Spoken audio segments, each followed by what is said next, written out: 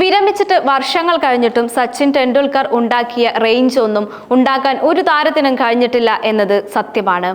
ഇന്നും സച്ചിൻ ലോകത്തെവിടെ പോയാലും മുഴങ്ങുന്ന ഒരേ ഒരു സ്വരം സച്ചിൻ സച്ചിൻ എന്നാണ്. ഇന്ത്യയിലെ ദശലക്ഷക്കണക്കിന് യുവാക്കളുടെ സ്വപ്നം കാണാൻ പഠിപ്പിച്ച സച്ചിൻ ഇന്ന് ക്രിക്കറ്റിന്റെ ദൈവമെന്നാണ് അറിയപ്പെടുന്നത്. എന്നിരുന്നാലും ഉയർച്ച താഴ്ചകൾ ജീവിതമെന്ന നാണയത്തിന്റെ ഇരുവശങ്ങളിലായതിനാൽ മാസ്റ്റർ ബ്ലാസ്റ്ററിന് ആ കാര്യത്തിലും വ്യത്യസ്തമായ ഒന്നും സംഭവിച്ചിട്ടില്ല. 2007 ലോകകപ്പിൽ നിന്നുള്ള ദയനീയ തോൽവിക്ക് ശേഷം സച്ചിൻ തന്റെ പാടഴിക്കാൻ തീരുമാനിച്ചു. പക്ഷേ സർ വിവ് റിച്ചാർഡിൽ നിന്നും ഒരു ഫോൺ കോൾ വന്നു. അദ്ദേഹത്തിന് ആ തീരുമാനം തിരുത്തേണ്ടി വന്നു. അതോടെ ക്രിക്കറ്റിൽ സച്ചിൻ കുറച്ചധികം കാലം കൂടി നമുക്ക് കാണാൻ സാധിച്ചു.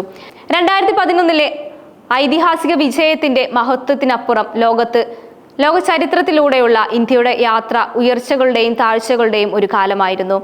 1983 മുതൽ 2011 വരെ ടീം ഇന്ത്യ വലിയ വേദിയിൽ ചില വലിയ ഹൃദയവേദനകൾ അനുഭവിച്ചു. 2003 ലോകകപ്പിൽ നിന്നും റണ്ണേഴ്സ് അപ്പായി നിന്നും ടീം. 2007 ലോകകപ്പ് ഇന്ത്യ അവരുടെ ചരിത്രത്തിലെ ഏറ്റവും മോശം പ്രകടനമാണ് നടത്തിയത്.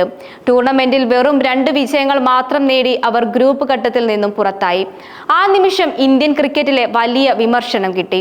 1992 മുതൽ എല്ലാ ലോകകപ്പിലും പങ്കെടുത്തിരുന്ന സച്ചിൻ ടെണ്ടുൽക്കറെ സംബന്ധിച്ചിടത്തോളം ആ ബുദ്ധിമുട്ട് അയാളെ ബാധിച്ചു. അദ്ദേഹം വിരമിക്കൽ പ്രഖ്യാപനത്തെക്കുറിച്ച് ആലോചിച്ചു. ഒരു സംഭാഷണത്തിൽ അദ്ദേഹം സംഭവം ഇങ്ങനെ വെളിപ്പെടുത്തി: അങ്ങനെ തന്നെയായിരുന്നു എനിക്ക് തോന്നിയത്.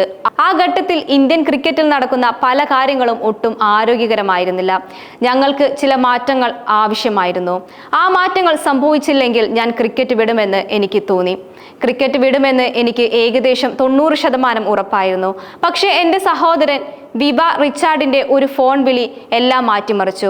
അദ്ദേഹം 2021 ലോകകപ്പ് സ്വപ്നം കാണാൻ പറഞ്ഞു. ഞാൻ എൻ്റെ ഫാം ഹൗസിലേക്ക് പോയി. അപ്പോഴാണ് സർ വിവിൽ നിന്നും എനിക്ക് ഒരു കോൾ വന്നത്. നിങ്ങളിൽ ധാരാളം ക്രിക്കറ്റ് ബാക്കിയുണ്ടെന്നും എനിക്കറിയാം എന്ന് അദ്ദേഹം പറഞ്ഞു. ഞങ്ങൾ ഏകദേശം 45 മിനിറ്റ് സംസാരിച്ചു.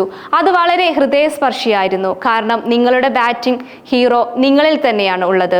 ഒരുപാട് അർത്ഥമുണ്ട് ആ വാക്കുകൾക്ക്. എനിക്ക് കാര്യങ്ങൾ മാറിയ നിമിഷമായിരുന്നു അത്. ആ നിമിഷം മുതൽ ഞാനും വളരെ മികച്ച പ്രകടനം കാഴ്ചവെച്ചു, അദ്ദേഹം കൂട്ടിച്ചേർത്തു. ആ ഒരു ഫോൺ കോൾ സച്ചിൻ ടെണ്ടുൽക്കർക്ക് എന്നേക്കുമായി ഖേദിക്കാൻ സാധ്യതയുള്ള ഒരു തീരുമാനമെടുക്കുന്നതിൽ നിന്നും തടഞ്ഞു.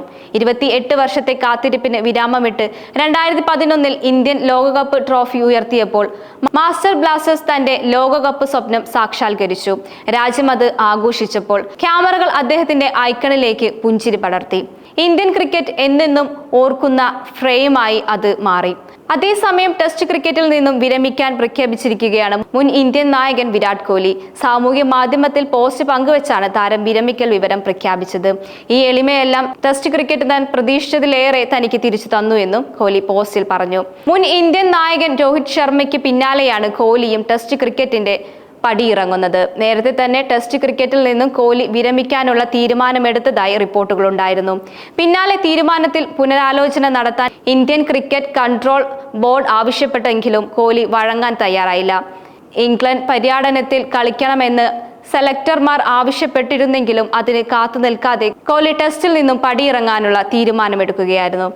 ഇന്ത്യൻ ക്രിക്കറ്റ് ചരിത്രത്തിൽ തന്നെ ഏറ്റവും മികച്ച കളിക്കാരൻ എന്ന് ചോദിച്ചാൽ അത് വിരാട് കോഹ്ലി തന്നെയാണ്.